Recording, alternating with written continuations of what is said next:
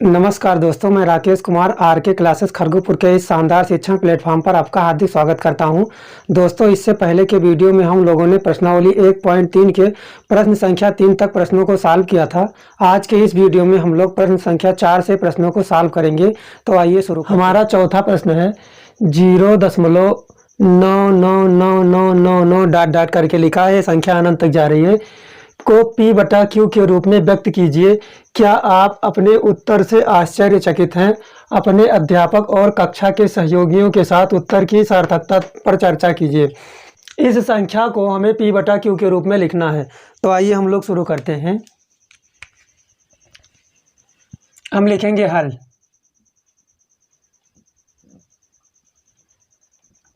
Zero दशमलव 99999 ये संख्या अनंत तक जा रही है। इस संख्या को हमें P बटा Q के रूप में लिखना है। तो इस संख्या को P बटा Q के रूप में लिखने के लिए हम इसको मानेंगे, माना x बराबर 0.999 फिर डॉट डॉट डॉट डॉट करके है। इसका मतलब ये जो संख्या है अनंत तक जा रही है। इस संख्या में अंकों की जो पुनरावृत्ति हो रही है वो एक अंक के बाद हो रही है, इसलिए हम यक्स को 10 से गुणा करेंगे। हम यक्स को 10 से गुणा कर देंगे तो ये हो जाएगा हमारा 10 गुणे यक्स। जब हम इसको 10 से गुणा करेंगे तो इधर भी इसको 10 से गुणा कर देंगे। तो इसको 10 से गुणा करेंगे हम, ये हो जाएगा 0.99999 डॉट डॉट डॉट डॉट करके लिख देंगे। अब जब हम 10 का यक्स से गुणा करेंगे तो ये हमारा हो जाएगा 10 यक्स। जब हम 10 का 0.9999 डॉट डॉट करके है इससे गुणा करेंगे तो ये हमारा हो जाएगा 9.99 डॉट डॉट डॉट। इसका मतलब 10 से गुणा करने पर दशमलव एक अंक इधर आ जाएगा। इस प्रकार से हमें 9.9999 करके मिलता है। अब ये हो जाएगा 10 यक्स बराबर 9.9999। ये जो संख्या अनंत तक जा रही है हम इसको 9 प्लस 0.9999 इस तरह से भी लिख सकते हैं। अब इतनी संख्या के स्थान पर हमने यहाँ पर यक्स माना हुआ है। इतनी संख्या के स्थान पर हमने इसको यक्स माना हुआ है, तो हम लिखेंगे 10 यक्स बराबर 9 प्लस इतनी संख्या के स्थान पर हम लोग यक्स लिख देंगे। तो हमें प्राप्त होता है 9 प्लस यक्स। हम यक्स को यक्स की ओर ले जाएंगे तो ये हो जाएगा 10 यक्स। इस यक्स को जब हम इधर लेकर आएंगे तो ये प्लस में है या माइनस में हो जाएगा, बराबर हो जाएगा 9। अब 10 यक्स में से जब हम एक यक्स को घटाएंगे तो ये हमें 9 यक्स प्राप्त होता है। 9 यक्स बराबर 9। तो यक्स का मान निकालेंगे हम, यक्स बराबर 9 बटा 9। यक्स का मान हमें 9 बटा 9 प्राप्त हुआ। तो यक्स बराबर हो जाएगा 9 से 9 को भाग दे देंगे तो ये हो जाएगा 9 एकम 9। इस प्रकार से हमने जब इसको P बटा Q के रूप में लिखा तो यक्स का जो मान आया हमें 1 प्राप्त होता है। तो इस प्रश्न में दिया गया क्या आप अपने उत्तर से आश्चर्यचकित हैं? तो हाँ, आश्चर्यचकित होने वाली बात आ जाती है, क्योंकि जब हम यहाँ पर यक्स बराबर मानते हैं तो ये हमें 0.9999 ये जो अनंत तक जा रहा है इसका P बटा Q रूप हमें यक्स बराबर 1 प्राप्त, जो कि 1 के समथिंग है। इसलिए हमें 0.9999 ये जो अनंत तक जा रहा है इसका P बटा Q रूप हमें यक्स बराबर 1 प्राप्त होता है। यही हमारा आंसर हो जाएगा।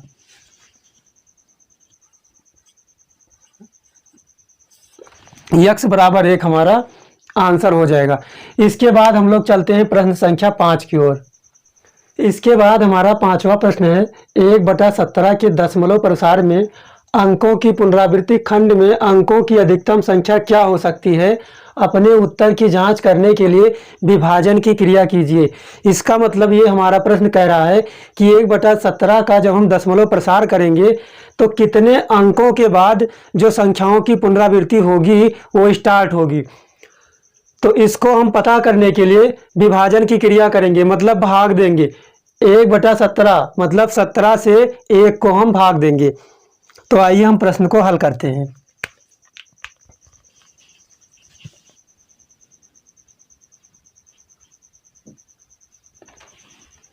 इस प्रश्न में दिया गया है 1/17।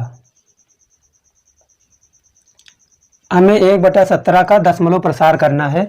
तो दशमलव प्रसार करने के लिए हम 17 से 1 को भाग देंगे। 17 हमारी बड़ी संख्या है, 1 हमारी छोटी संख्या है, इसलिए हम इसको भाग नहीं दे पाएंगे। हम दशमलव लगाएंगे और एक 0 बढ़ जाएगा। अब भी 17 बड़ी संख्या है, 10 छोटी संख्या है, इसलिए एक 0 हम दशमलव के बाद लगा देंगे। इस प्रकार से हमें 100 प्राप्त हो जा रहा है। अब हम भाग दे पाएंगे। 17 से हम 100 को भाग देंगे तो ये हो जाएगा 17 पचे 85। ये हो जाएगा 17 पचे 85। अब हम इसको घटाएंगे, ये 0 है, इधर से एक उधार लेंगे तो ये हो जाएगा 10। 10 में से 5 घटाएंगे तो ये बचेगा 5। इस प्रकार से हमें यहाँ हो जाएगा 9 और 9 में से 8 को घटाएंगे तो 1 मिलेगा हमें। अब हम 17 से 15 को भाग देंगे। 17 से 15 को भाग देंगे तो 17 हमारी बड़ी संख्या है, 15 हमारी छोटी संख्या है। तो दशमलव लगा है, हम एक 0 बढ़ा लेंगे। इस प्रकार से अब हम 17 से 150 को भाग देंगे। अब हम 17 का पहाड़ा पढ़ेंगे कि 150 से ज़्यादा ना हो। तो ये हो जाएगा 17 8 136। 17 8 136। अब हम घटाएंगे, यहाँ 0 उधार लेंगे तो ये हो जाएगा 10। 10 में से 6 को घटाएंगे तो ये हो जाएगा 4। यहाँ 4 बचा था, 4 में से 3 को घटाएंगे तो 1 प्राप्त होगा हमें। फिर से हम 17 से 14 को भाग देंगे तो 17 हमारी बड़ी संख्या है, 14 हमारी छोटी संख्या है, इसलिए दशमलव लगा है तो हम एक 0 बढ़ा लेते हैं। अब हम 17 से 140 को भाग देंगे तो ये हो जाएगा 17 8 136। 17 8 136। जब हम 140 में से 136 को घटाएंगे तो हमें प्राप्त होगा 4। हमें 4 प्राप्त होता है। दशमलव लगा है तो एक 0 हम बढ़ा लेंगे। अब ये हो जाएगा 17 दूना 34। हमें मिल गया 17 दूना 34। 40 में से हम 34 को घटाएंगे तो हमें प्राप्त होगा 6। दशमलव लगा है, पुनः हम फिर 0 बढ़ा लेंगे। अब 17 से हम 60 को भाग देंगे तो ये हो जाएगा 17 तिया 51। 17 तिया 51। 60 में से हम 51 को घटाएंगे तो हमें 9 प्राप्त होगा। दशमलव लगा है, हम फिर एक 0 बढ़ा लेंगे। अब हम 17 से 90 को भाग देंगे तो 17 पचे होता है 85। 17 पचे हो जाएगा 85 और 90 में से हम 85 को घटाएंगे तो हमें 5 प्राप्त होगा शेष फल के रूप में। यहाँ भी 17 बड़ी संख्या है, 5 छोटी संख्या है, दशमलव लगा है तो हम एक 0 बढ़ा लेंगे। अब 17 से हम 50 को भाग देंगे तो 17 तिया 51। 3 बार लेकर जाएंगे तो 51 हो जाएगा, इसलिए हम 17 दूना 34। 17 दूना 34 हम 2 बार लेकर जाएंगे। अब हम घटाएंगे। अब हम 50 में से 34 को घटाएंगे तो यहाँ 0 है, 0 में से 4 नहीं घटा है तो इधर से एक उधार लेंगे, ये हो जाएगा 10 और 10 में से 4 को घटाएंगे तो ये हो जाएगा 6 और यहाँ बचा 4। 4 में से 3 को घटाएंगे ये हो जाएगा 1। यहाँ दशमलव लगा है तो एक 0 बढ़ जाएगा। अब हम 17 से 160 को भाग देंगे तो ये हो जाएगा 17 नवैया 153। ये हो जाएगा 17 नवैया 153। अब हम 160 में से 153 को घटाएंगे। तो 160 में से हम 153 को घटाएंगे तो हमें प्राप्त होगा 7। हमें 7 प्राप्त होता है। यहाँ 17 है और यहाँ 7 है। हम फिर से भाग देंगे। ये हमारी बड़ी संख्या है, हमारी छोटी संख्या है। दशमलव लगा है तो हम एक 0 बढ़ा लेते हैं। हम 17 से 70 को भाग देंगे तो ये हो जाएगा 17 चौके 68। ये हो जाएगा 17 चौके 68। 70 में से 68 को घटाएंगे तो हमें प्राप्त होगा 2। फिर दशमलव लगा है, एक 0 बढ़ जाएगा। ये इस प्रकार से हो जाएगा 17 एकम 17। ये हो जाएगा 17 एकम 17। 20 में से 17 को घटाएंगे तो हमें प्राप्त होगा 3। यहाँ दशमलव लगा है, फिर हम एक 0 बढ़ा लेंगे। अब हम 17 से 30 को भाग देंगे तो फिर से हो जाएगा 17 एकम 17। अब हम घटाएंगे। यहाँ 0 है, 0 में से 7 नहीं घट रहा है, इधर एक उधार लेंगे तो हो जाएगा 10। 10 में से 7 को घटाएंगे तो हमें प्राप्त होगा 3। यहाँ बचा था 2, 2 में से 1 को घटाएंगे तो 1। हमें 13 प्राप्त हुआ। यहाँ भी 17 बड़ी संख्या है, 13 छोटी संख्या है। तो दशमलव लगा है, हम एक 0 बढ़ा लेते हैं। अब हम 17 से 130 को भाग देंगे तो ये हो जाएगा 17 सत्ते 119। ये हो जाएगा 17 सत्ते 119। अब हम 130 में से 119 को घटाएंगे तो यहाँ पर हमें प्राप्त होगा 10 हो जाएगा। इधर से उधार लेंगे तो 10 में से 9 को घटाएंगे तो 1 हो जाएगा।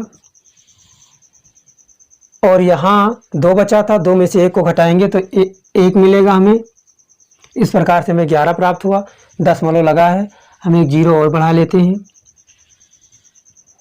हमें 110 प्राप्त हुआ। अब हम 17 से 110 को भाग देंगे तो ये हो जाएगा 17 छक्का 102।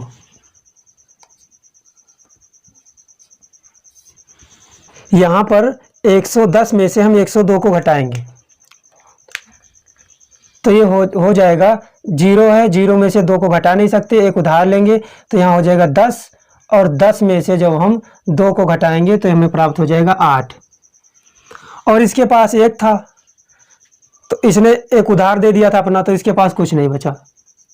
इसके पास 1 ही था, वो भी उधार दे दिया था इसने। अब यहाँ पर शेषफल बचा 8। अब हमारे बोर्ड पर यहाँ नीचे जगह नहीं बच रही, इसलिए हम यहाँ बगल में लिखते हैं। ये बचा था 8 तो हम 8 को इसको ऐसे लिख लेते हैं। अब हमें 17 से 8 को भाग देना था। दशमलव लगा है, एक 0 हम बढ़ा लेते हैं। अब हम 17 का पहाड़ा पढ़ेंगे कि 80 से ज़्यादा ना हो तो हो जाएगा 17 एकम 17, 17 दूना 34, 17 तीन 51, 17 चौके 68 हो जाएगा 17 चौके 68। अब हम 80 में से 68 को घटाएंगे तो यहाँ हमें प्राप्त होगा 2 और यहाँ प्राप्त होगा 1। हमें 12 प्राप्त हुआ। दशमलव लगा है, फिर से हम 0 को बढ़ा लेंगे। अब ये हम पहाड़ा पढ़ेंगे कि 17 का 120 से ज़्यादा ना हो तो 17 सत्ते होता है 119।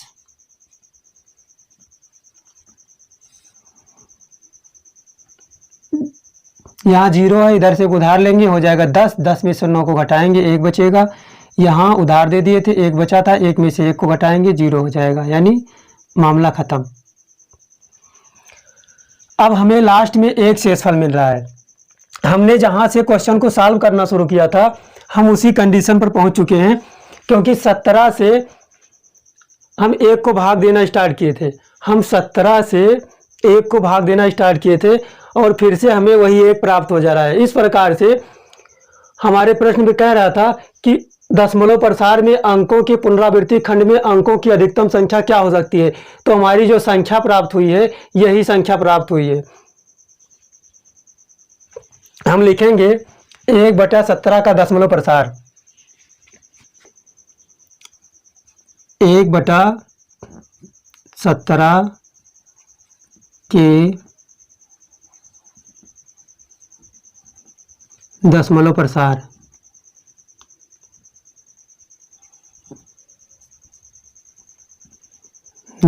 प्रसार, बराबर 0.058 82 35 294 11 7647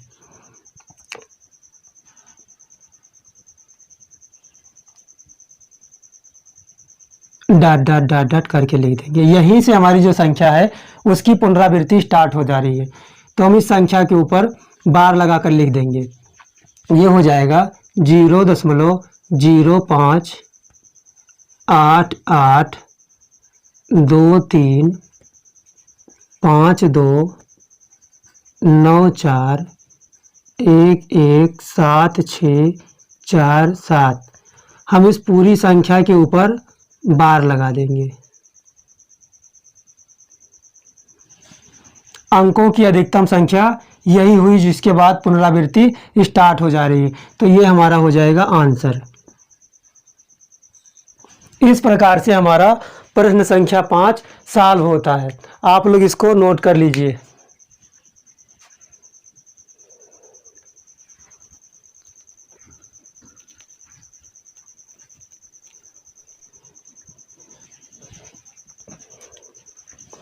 दोस्तों, हम आशा करते हैं कि हमारे द्वारा दी गई जानकारी आपको अच्छी लग रही होगी। अगर हमारे द्वारा दी गई जानकारी आपको अच्छी लग रही है तो कृपया करके वीडियो को लाइक करें, शेयर करें। अगर आप हमारे चैनल पर नए हैं तो चैनल को सब्सक्राइब कर लीजिए। इसके बाद हम आपसे मिलते हैं नेक्स्ट वीडियो में। तब तक के लिए आप सभी को हमारा प्यार भरा नमस्कार। जय हिंद।